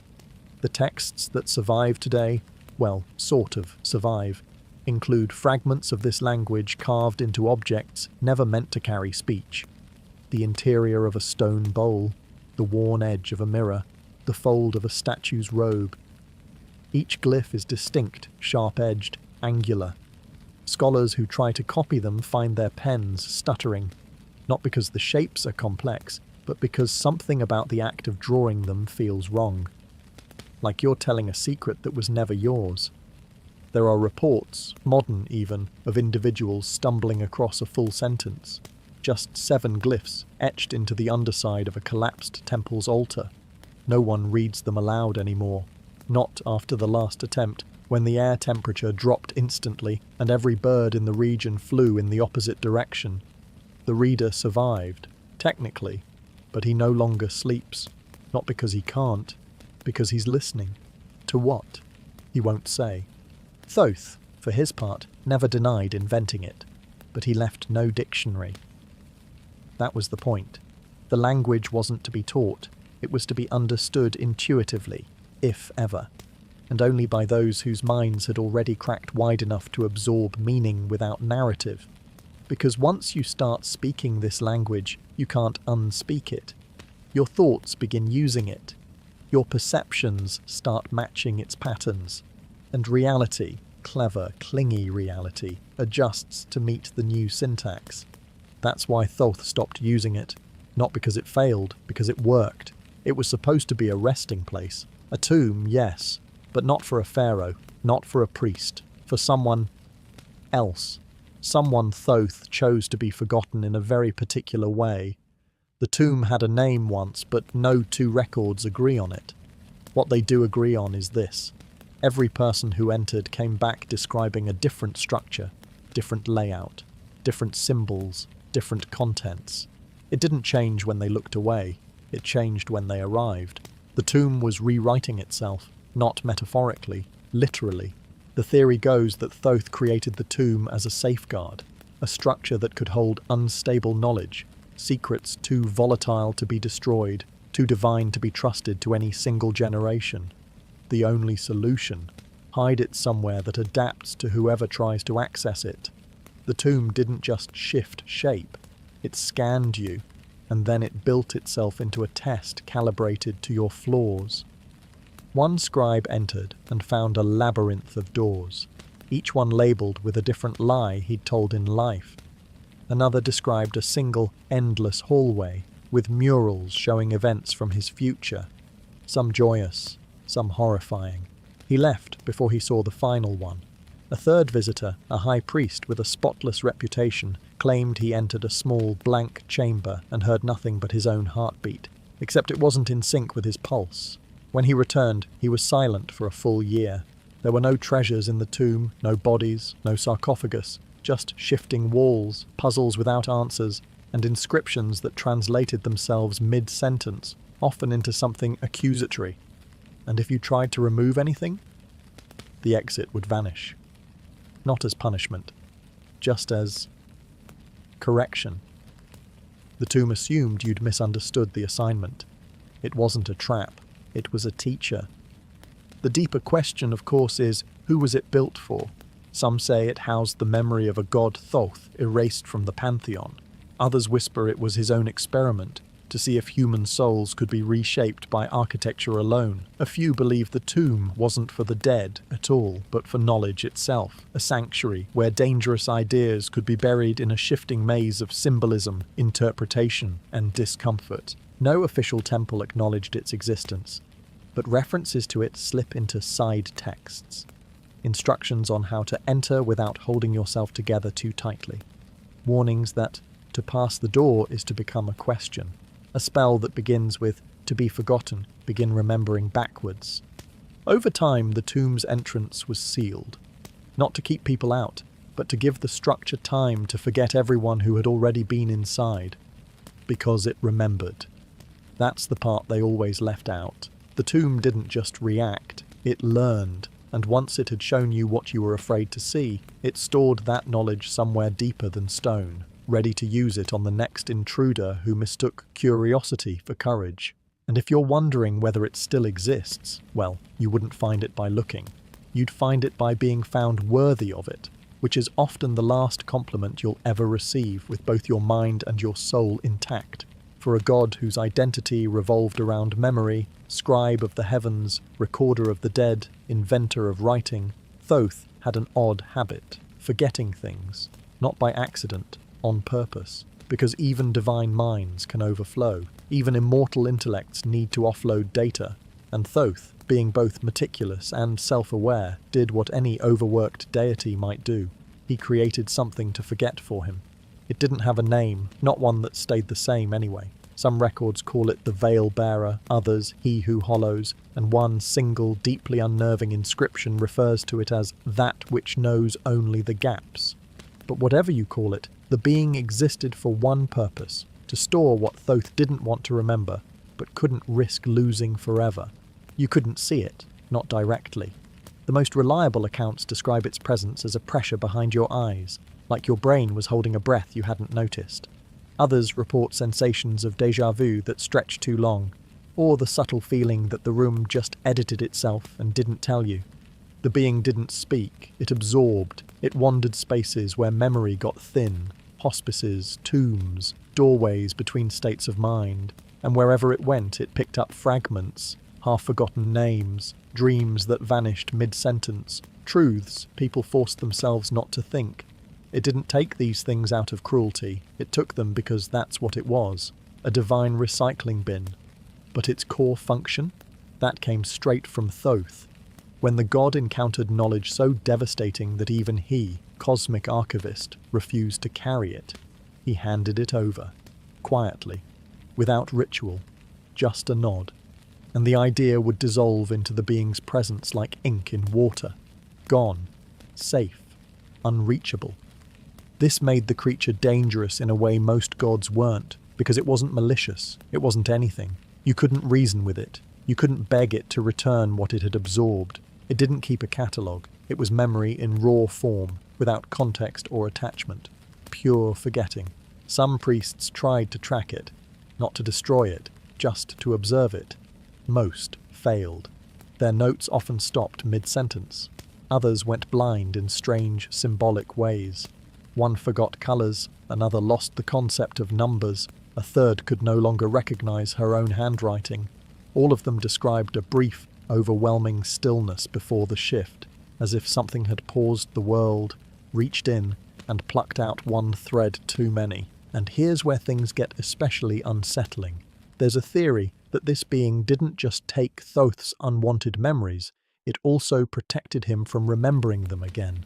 Meaning, the god of knowledge built his own blind spots, strategic ignorance, sacred amnesia, the kind of forgetting that keeps the cosmos stable. Because some truths aren't meant to be remembered continuously, they're meant to be glimpsed once, and then sealed forever in something that doesn't mind being hollow. It still roams, they say, moving through forgotten libraries, collapsing dreams, dusty corners of memory you only visit in illness. You won't see it. But if you suddenly forget why you walked into a room, or lose a dream mid-sentence that felt important, Maybe you brushed against it, just long enough to help it do its job. Thoth didn't ban many things. For a god of infinite knowledge, he was surprisingly chill about experimentation. Spells that backfired, chants that invited unintended guests, hieroglyphs drawn in ways that bent light. He let most of it slide. Mistakes were learning, and learning was sacred. But there was one ritual he not only condemned, but erased. Not because it failed, because it succeeded. The ritual had no formal name. Among the few who survived attempting it, it was called the Seeing. Not vision, not prophecy, seeing, as in seeing the universe without metaphor. No symbolic veils, no stories, just raw structure. It let you experience existence not through the lens of your senses or beliefs, but as it actually was, before narrative, before thought, before separation. You didn't need tools, just the right conditions.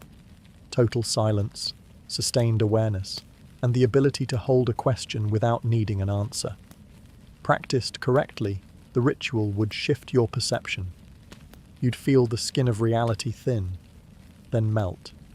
And suddenly, you weren't looking at the world. You were the looking. Most didn't make it past the first minute.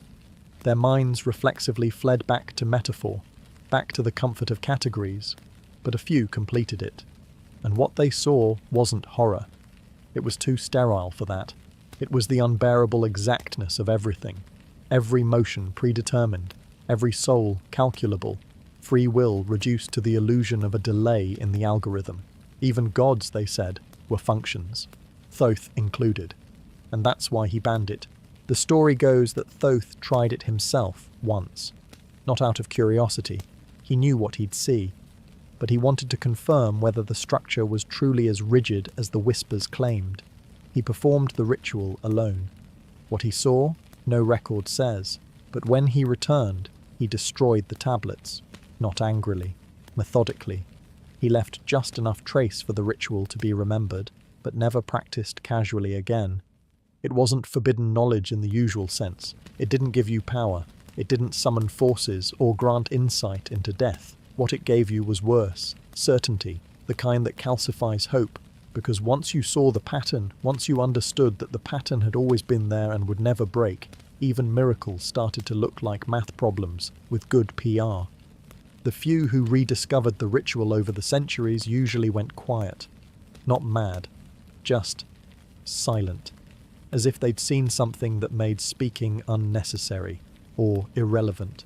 One account describes a practitioner who, after completing it, spent the rest of his life sitting perfectly still, occasionally blinking in sync with eclipses. Another wandered into the desert and began drawing concentric circles in the sand, stopping only when the wind erased them. Thoth didn't erase the ritual out of fear, he erased it out of mercy. He believed in the usefulness of illusion, not as lies, but as scaffolding, necessary myths that let mortals build lives worth living. The ritual burned those myths away, and what was left wasn't quite human. So, yes, it worked. Too well. And that's why the ritual doesn't appear in any temple records. Not because it didn't matter, but because it proved that meaning itself might be the most beautiful illusion of all. Long before telescopes, before charts, before sailors used constellations like breadcrumbs in the sky, the stars were stories. Every culture had its versions. Hunters, lions, twins, gods. Patterns mapped onto chaos to make the infinite feel cozy. But Thoth, he didn't draw pictures. He didn't tell stories. He saw the stars for what they were. Storage, not for myths, but for messages. Because when you run out of safe places to hide dangerous knowledge on Earth, you look up. The cipher wasn't just in the shapes of constellations. That was the decoy. Anyone could trace lines between stars and invent a hero. The real code was in the movement, the shifting, the slow, repeating dance of the heavens across time. Cyclical, yes, but not arbitrary. Thoth noticed patterns that weren't aesthetic, they were linguistic. Every alignment, every precession, every shift in brightness was a glyph, an alphabet of motion. He called it the sky tongue, though no human tongue could pronounce it. Because it wasn't sound, it was timing. Certain star formations would occur only once every few centuries, and when they did, they formed phrases, not in light, but in interval, a kind of divine Morse code, except the dots and dashes took decades to blink. Thoth encoded truths into these movements, cosmic principles, warnings, formulas for reality, things too big to be carved into stone, too sacred to trust to paper. By embedding them in the sky, he made them accessible but unreachable. Anyone could look up, but only someone who understood time as language could begin to translate it. Of course, the priests didn't notice. They catalogued the stars, built observatories, tracked eclipses. But they were watching for signs, not syntax. It took a strange kind of scholar to see it. The kind who noticed not the stars themselves, but how long it took for them to return, who measured absence like syllables, who understood that repetition isn't always redundancy, it's rhythm. A few of them cracked part of the cipher. Not enough to read a full sentence, but enough to feel the edges of a message. The result? Panic. One scribe described the terrifying sensation of hearing something that hasn't happened yet. Another insisted the stars weren't just encoding ideas, they were counting down. To what? That part never made it into the records, probably for the best. What we do know is this: the cipher includes more than just constellations. It bleeds into comet paths, planetary retrogrades, and the oscillation of star brightness. Thoth wove it all together like an interstellar library, where every shelf moved, every book changed pages nightly, and the lights flickered according to truths too old to be young again. Why would he do this? Why hide knowledge in the most public space imaginable? Because the sky never lies. You can burn books, ban chants, silence prophets, but the stars keep talking, slowly, relentlessly, and only the patient ever learn their language. So if you find yourself staring up some night, not for beauty, but for structure, and you start to feel like something out there is arranging itself around your gaze, don't panic. You haven't lost your mind. You've just tuned into the longest-running sentence in existence. Most ancient mirrors were made of polished metal, bronze, gold, obsidian, shiny, imperfect surfaces that gave you just enough reflection to fix your headdress or check that you still looked alive. They weren't about vanity. They were about recognition, a reminder. This is what you look like to the world. But in one chamber, deep beneath a temple dedicated to Thoth, the mirrors did something different. They didn't show your face. They showed your past. The chamber has no official name, but the priests who feared it called it the Vault of Echoed Light. It was sealed, not to keep people out, but to keep memories in. Because inside, every reflective surface had been enchanted, or engineered, depending on who you ask, not to reflect the present, but to recall the viewer's most significant moment, not necessarily their proudest, just the one that shaped them, even if they didn't remember it themselves. The chamber was small, barely large enough for 3 people. Its walls were inlaid with metal sheets, finely curved and burnished until they shimmered like still water. But if you stepped inside, your reflection didn't follow you. Instead, you'd see a version of yourself from before, a childhood decision, a betrayal, a death. Sometimes it was a moment you'd buried so deep even your dreams had stopped trying to resurface it. Why did Thoth build such a place? Theories abound. Some say it was a tool for confession, a way for scribes and initiates to confront the truths they'd edited out of their own memories. Others believe it was a diagnostic device, Thoth's way of testing whether someone could handle the kind of knowledge that unravels ego. A mirror, after all, doesn't lie, but a mirror that remembers. That's worse, because it knows you better than you know yourself. And it never blinked. There are records of people refusing to enter, wise.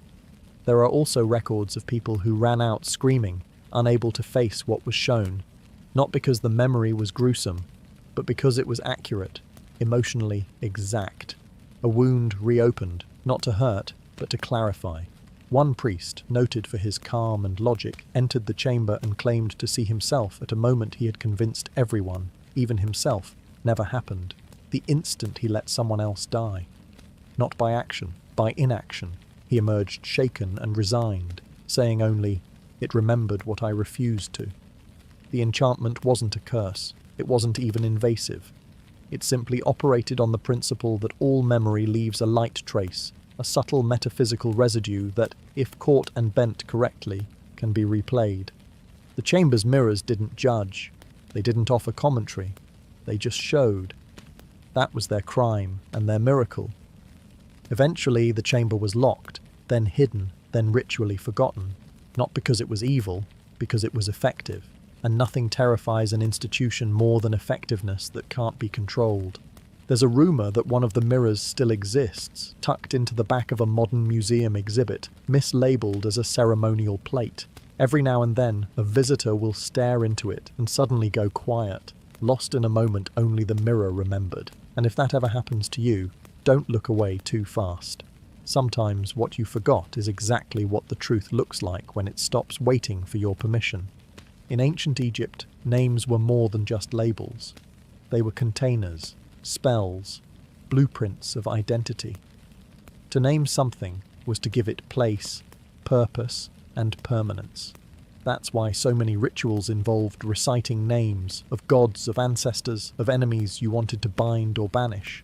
Names were the bones of the world, but Thoth, ever the boundary breaker, designed a space where names didn't work. Not because they were forbidden, because they collapsed. They called it the nameless threshold, not a temple, not a tomb, just a place, a crack between structures, like an architectural oversight that reality forgot to patch. You didn't build it, you realized it. You walked there not by distance, but by unnaming yourself a little with every step. Let go of title, let go of history, let go of the mental badge that says, "This is who I am." And when there was nothing left but the awareness that something was walking, that's when you arrived. The threshold wasn't hostile, but it wasn't safe either. It didn't attack. It erased. Not your body, just your context. Words lost their grip. Thoughts refused to cohere. People who entered found themselves unable to describe what they saw because they couldn't remember the word for describe, or saw, or even I. This wasn't amnesia. It was exposure. The space didn't delete your name. It removed the concept of having one. You weren't being punished. You were being shown what it meant to exist without identity. Thoth didn't create this place by accident. He built it as an experiment, a mirror image of his obsession with classification. If names could give things meaning, what happened when you removed that scaffolding? Could truth survive without a label? Could a soul remain intact without a story? The results were mixed. Some came back serene, free from the weight of their own narrative. Others returned hollow-eyed, whispering nonsense that felt emotionally correct but grammatically suicidal. A few never came back at all. Not because they died, but because they never regained enough of a self to want to leave. And still, the space remained. Over time, Thoth stopped sending people there, not out of guilt, but out of respect. The nameless threshold wasn't a tool, it was a teacher, a slow, neutral presence that asked a terrifying question. If you are not your name, then what are you? Most couldn't answer, most didn't want to. The structure eventually disappeared from maps, deliberately omitted by scribes who couldn't explain it. But it didn't vanish. Places like that don't need maintenance. They persist as long as someone believes in categories and as long as someone else dares to walk without one. Now and then, you'll hear stories. People who get lost without moving. People who forget how to introduce themselves. People who stand in front of mirrors and feel like they're looking at an actor they never auditioned for. That's not madness. That's the edge. That's where names go to evaporate. So if you ever find yourself standing somewhere too quiet, in a hallway that seems to disagree with geometry, and you can't quite recall what your middle name was, or whether you even had one, don't panic. Just ask yourself, are you really lost? Or did you just run out of stories to tell about yourself? There are flowers that bloom once a year, others once a decade. A few bloom only in fire or under moonlight or after death. But there's one flower, if flower is even the right word, that blooms only when time folds. Not metaphorically, not poetically, literally folds. like a scroll creased the wrong way, and every time it does, reality wrinkles a little, and the blossom appears, briefly, quietly, never in the same place twice. Thoth knew about it. Of course he did. He didn't plant it. It's not something you grow. It's something that appears when the fabric of chronology hiccups, when a moment tries to occupy two places at once, and in that impossible overlap this flower blossoms. It had no name, not because no one tried, but because every attempt either failed or produced a different word each time. One priest called it the memory petal. Another referred to it as Krona's breath. A third simply scribbled, "Do not touch," because touching it didn't just bruise your fingers, it bruised your timeline. Here's what we know. The flower was pale gold, with 12 symmetrical petals, each shaped like an hourglass flattened sideways. It shimmered, but not with light, with recollection. People who stood near it often recalled things that hadn't happened yet, or remembered events from another version of themselves. A version that chose differently, loved differently, died differently. The flower was not dangerous in the usual sense. It didn't kill, it didn't curse, it disoriented.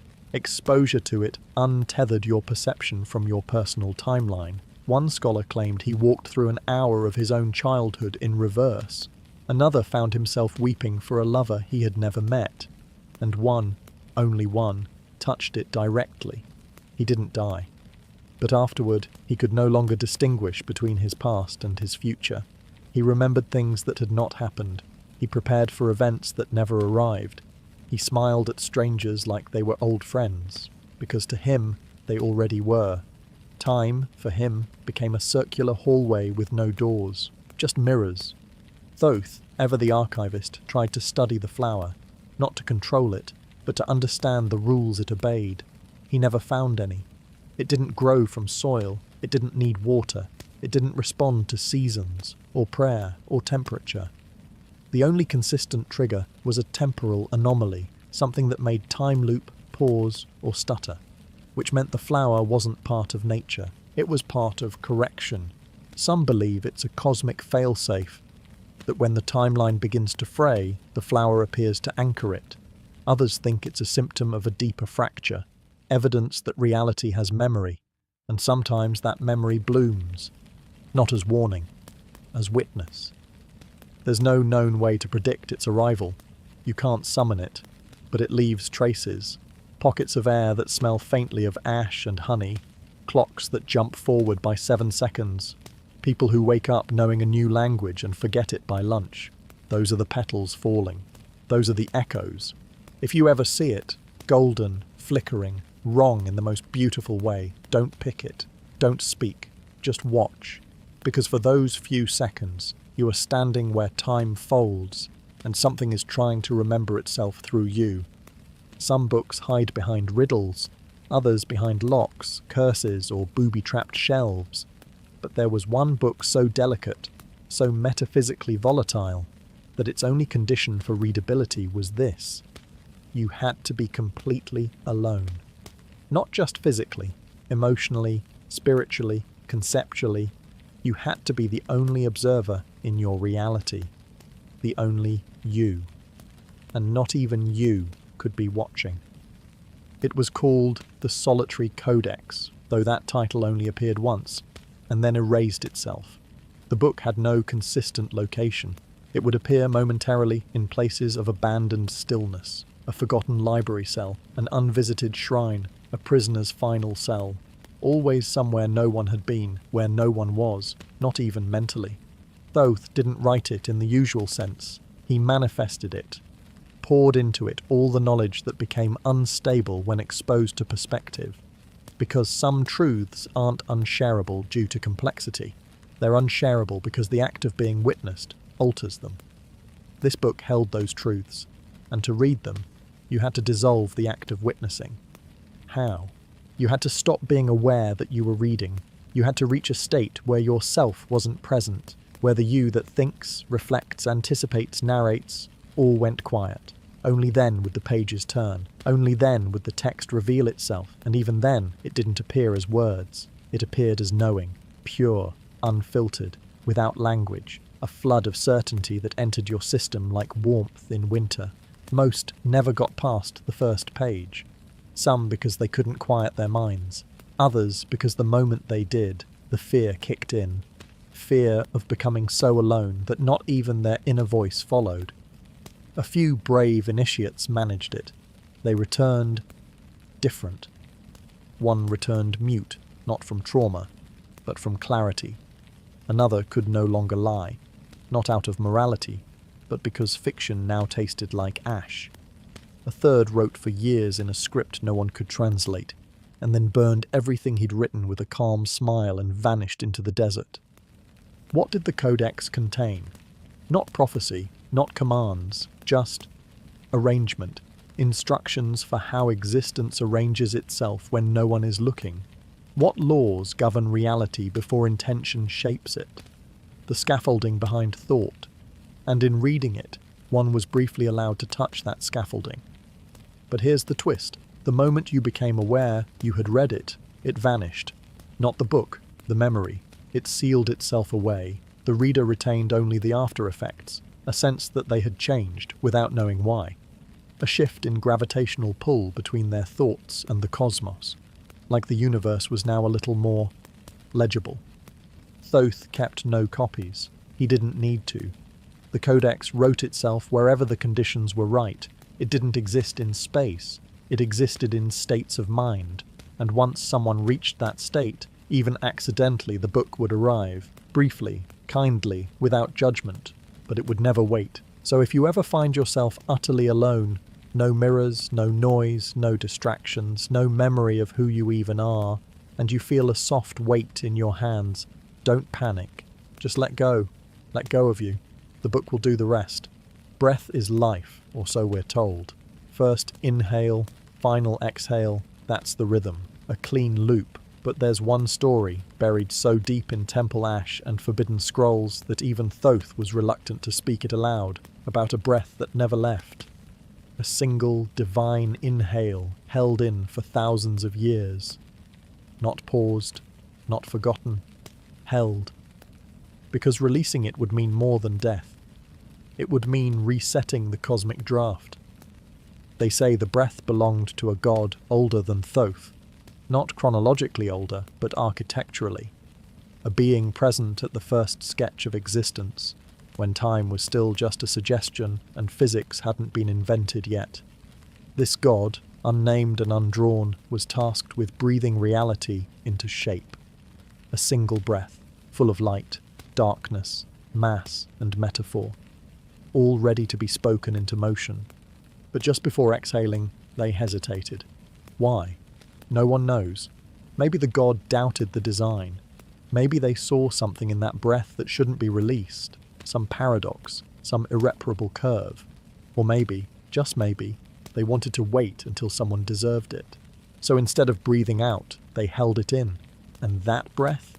It became a chamber, a suspended field, a pocket of reality wrapped around a single moment of unrelease. And inside it, all kinds of things started to grow. Forgotten ideas, unwanted timelines, skipped versions of you. Not evil things, just unmanifested ones. The world that almost was, or might still be. Thoth discovered this breath chamber during one of his less documented journeys, not across land, but across variance. A plane of potential where everything flickered between versions of itself. He didn't enter the chamber directly. He stood at the threshold. He listened. And what he heard was silence. Pregnant. Infinite silence. Like the pause before the first word of a new scripture. The danger wasn't in releasing the breath, it was in not realizing you were inside it. Because people who wander into that chamber don't notice anything strange at first. Everything seems normal. But slowly, the rules of consequence start to fray. Actions have no echo. Emotions float. Unanchored, time doesn't stop, it just loses interest in moving forward. You exist, but without momentum. You think, but the thoughts don't accumulate. Like a dream that loops without looping. Those who recognize the space for what it is, who understand they're inside a held breath, face a dilemma. Do you try to finish the breath? Help it exhale? Risk unsealing whatever hesitation the god once had? Or do you stay quiet, stay still, and become part of the suspended note? Thoth chose stillness. He left, but not before encoding a warning on the chamber's edge. It reads, "Do not awaken the first moment unless you're ready for the last one."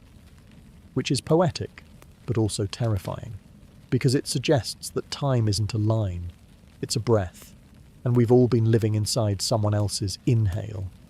Even now, some say the chamber still pulses gently at the edge of possibility, not a place, but a sensation, a moment that feels stretched too thin, a day that refuses to finish, a sentence you start and forget how to end. That's not confusion, that's suspension. So the next time you feel stuck in a moment that won't let you go, ask yourself this: is something broken, or are you simply waiting for a god to exhale? In Egypt, sarcophagi were doors, heavily carved, gold-painted, curse-protected doors, meant to seal a body, yes, but more importantly, to lock in a soul, to contain transition, to frame the silence between lives. But one sarcophagus stood apart, not because it was ornate, quite the opposite. It was blank. No name, no prayers, no eyes painted on the lid to guide the dead. Just stone, smooth, cold, disturbingly featureless. And unlike the others, this one was never meant to be opened, but also never meant to stay closed. They found it in a chamber beneath a chamber beneath the chamber. A space no blueprint acknowledged, carved so precisely that not even dust had settled. And there it sat, alone, lid sealed so tightly it looked melted on. There was no evidence of any occupant, no funerary goods, no linen fragments, just the box, just the question. Scholars argued, was it unfinished, a mistake, a symbolic placeholder? But deep in a footnote of a forbidden text attributed to Thoth, there's a sentence, so casually written it's almost a trap. The container was designed for a concept, not a corpse. What does that mean? Simple. The sarcophagus wasn't a tomb, it was a vault, not for bones, for belief. Thoth had extracted an idea so volatile, so unstable, that it couldn't be written down, couldn't be remembered, couldn't even be forgotten safely. The only solution was to house it. Some claim the idea was a word. Others insist it was a contradiction so perfect it could snap causality in half. Whatever it was, it had weight, not metaphorical, physical. The box grew colder the closer you stood, and sensitive individuals felt lightheaded, like their thoughts were being edited in real time. The priests debated opening it. Of course they did. Curiosity always outruns caution. But the high priest, whose name, tellingly, was erased from all records after, convinced them not to, not by threat, by question. He simply asked, what happens when an idea no longer needs to be believed to be true? That was enough.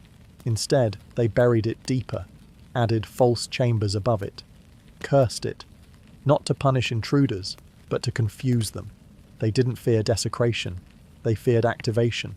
Because if the lid ever moved, the idea inside would be released, not like gas or light or fire, but like grammar, infecting structure, inverting logic, turning belief itself into a virus. Thoth left a single warning on a nearby wall, carved so lightly that most translations missed it. This thought must never be thought again. But of course thoughts are tricky. They wait, they echo, they survive even in silence. Rumours claim the sarcophagus was moved during one of the many colonial lootings, mislabelled as a decorative chest, and now sits in the basement of a European museum. Still sealed, still blank, occasionally humming at a frequency just below fear. And if one night a curator goes missing, no forced entry, no broken locks, just gone, there's no mystery. The box didn't open, the idea simply escaped. Not because someone believed in it, because someone doubted they ever would. There are scrolls meant to be read aloud, others meant to be whispered, some meant never to be read at all. But then there was one scroll, long, plain, sealed in wax the colour of bone, that Thoth himself refused to open. Not because it was cursed, not because it was blank, but because the scroll wasn't waiting to be read. It was waiting to read you. Known only as the reflexive papyrus, it was written in a script that hadn't been seen before or since. Each character looked like a mirrored glyph, folded and pinched, as if the ink had bent time. Scholars who attempted to decode it found the symbols shifting slightly every time they looked away. One scribe went blind for 2 days. Another forgot his own name mid-translation. A third never even opened it.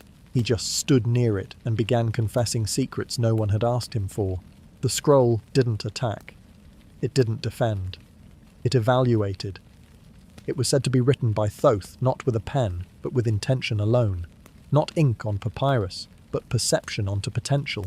The scroll was a test, or a mirror, or, as one banned commentator called it, a soul rendered into syntax.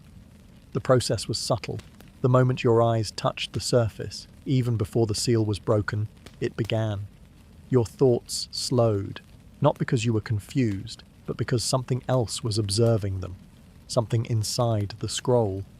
Or maybe the scroll was the thing, not a document, but a sentient reflection. You didn't read it, it decoded you.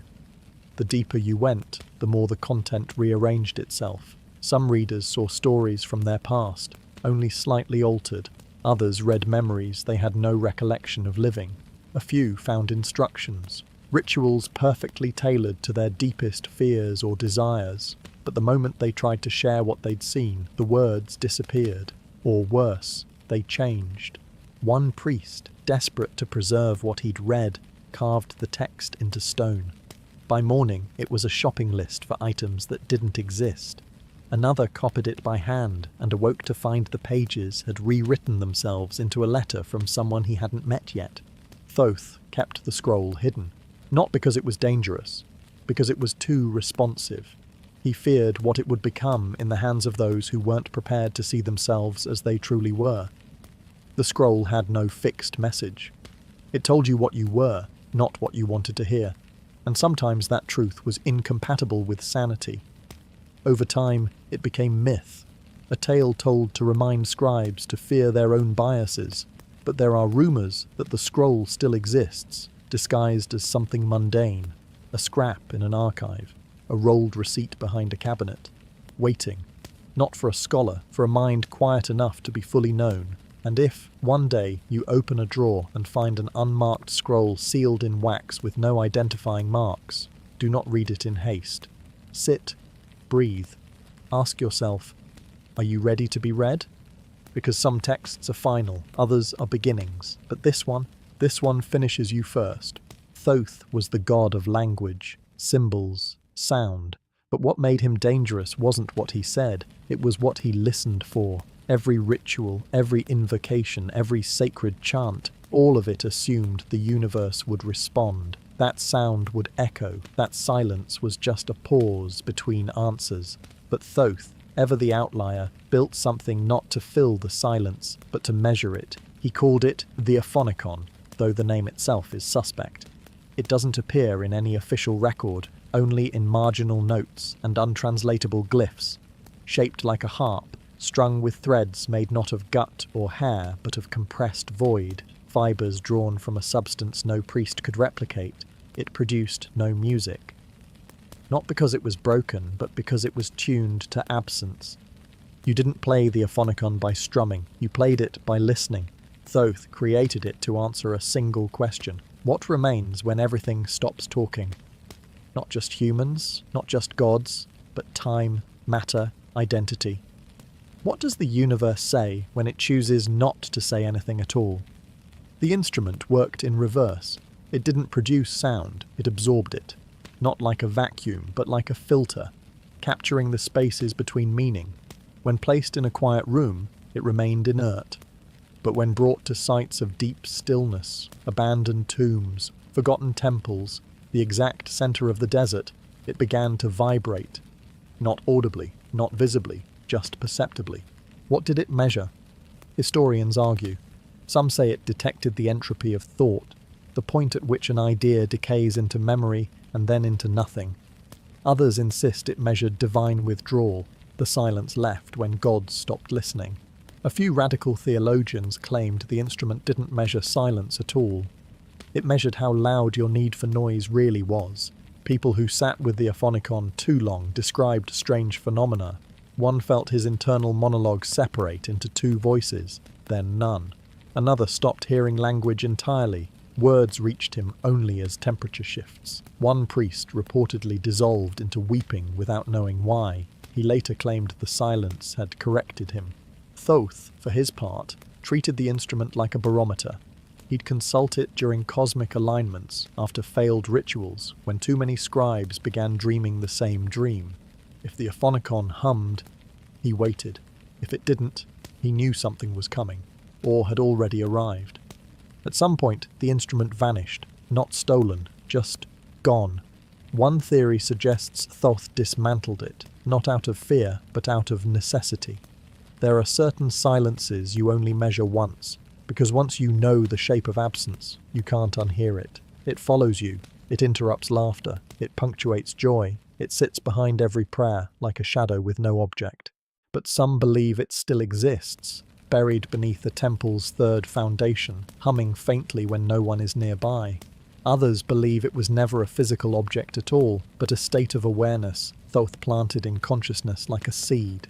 And if one day you find yourself in a room so quiet you begin to hear your own expectations crumble, no sound, no thought, no need, stay a while. The silence might be trying to tell you something about yourself that sound never could. In a pantheon bursting with gods who craved attention, gods of the sun, the afterlife, the Nile, fertility, war, there was one whose silence stood out like a cold star.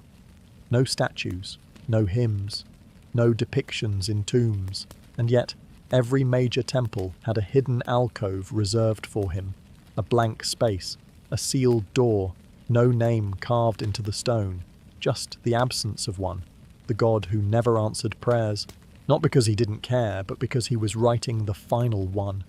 They say Thoth discovered him, or at least acknowledged him, in a margin, a footnote in the Book of Breathings, written so faintly it could only be read at twilight. He listens to no one, because he's still speaking the world into its conclusion. This god, if that's even the right word, was never summoned. No offerings were made to him, because nothing could tempt a being who exists outside response. Worship didn't move him. Grief didn't reach him. He wasn't cruel. He simply existed in a layer of causality just beyond reciprocation. His domain, the end of dialogue. Every god has a role. Thoth recorded, Anubis weighed, Isis healed, Horus avenged. But this one? He composed the last word. Not just of life, but of the idea of language itself. A cosmic editor, tasked with crafting the final utterance that would tie every prayer, curse, vow, scream, whisper, and silence into a single closing breath. Imagine all sound, all thought, all voice from the beginning of time until the final second, wrapped into one impossible sentence. That's what he was writing. And you can't answer prayers when you're still mid-sentence. The priests feared him, not because he would punish them, but because he wouldn't acknowledge them at all. Some tried anyway. They prayed in the gaps between syllables. They fasted in hopes that hunger would pull them closer to his frequency. One carved a prayer so slowly, one letter per year, that it took his entire lifetime to complete. When finished, the scroll dissolved in his hands, not in flames, in stillness. Thoth, ever the scribe of the divine, was said to be the only god who heard this silent one, not directly, but through what wasn't said, in the gaps between rituals, in the words that didn't make it onto the papyrus, the spaces where intention curled in on itself. And Thoth, in his mercy, never tried to record the final prayer. He knew that to write it down would make it real, and once it was real, it could be spoken, and once spoken, it would be the last. Even now, people say you can feel this God's presence, not in churches or temples, but in places where language dies, in the look between two people who know the truth but say nothing, in the feeling you get when your name doesn't quite sound like yours anymore, in the pause after a tragedy when no words suffice and none are needed. So if you ever whisper a prayer into the darkness and hear no echo, don't assume no one's listening.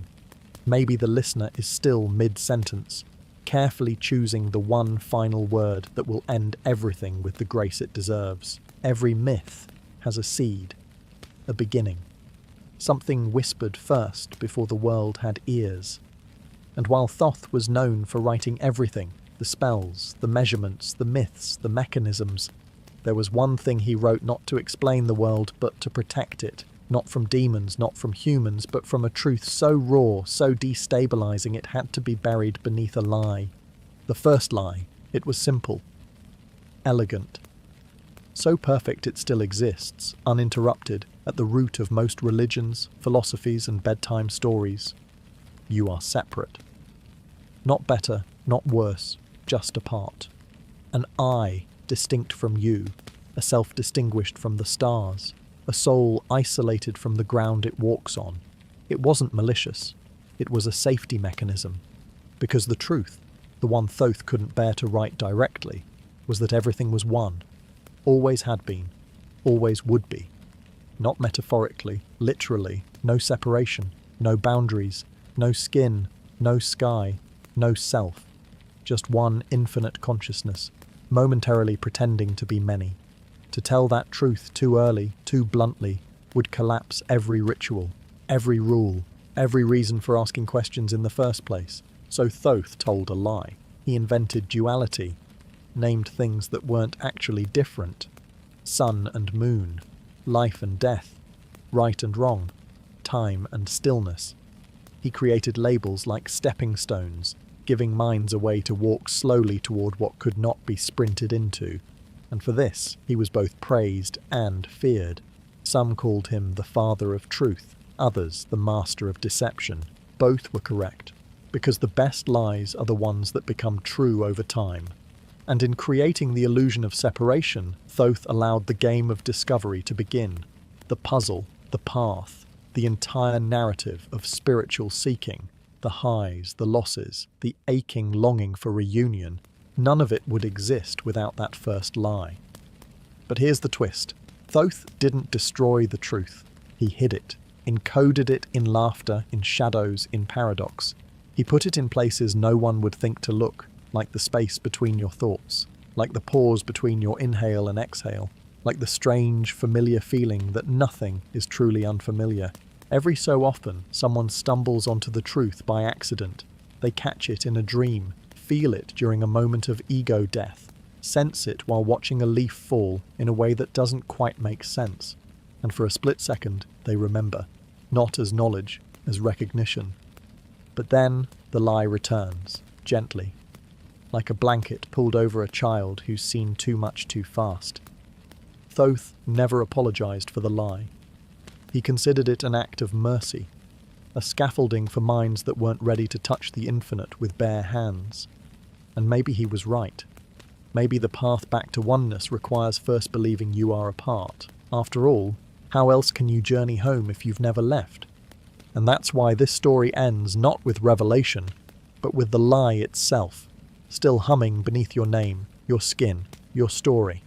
A lie so good, you've probably mistaken it for yourself. But now, maybe, you'll notice it differently.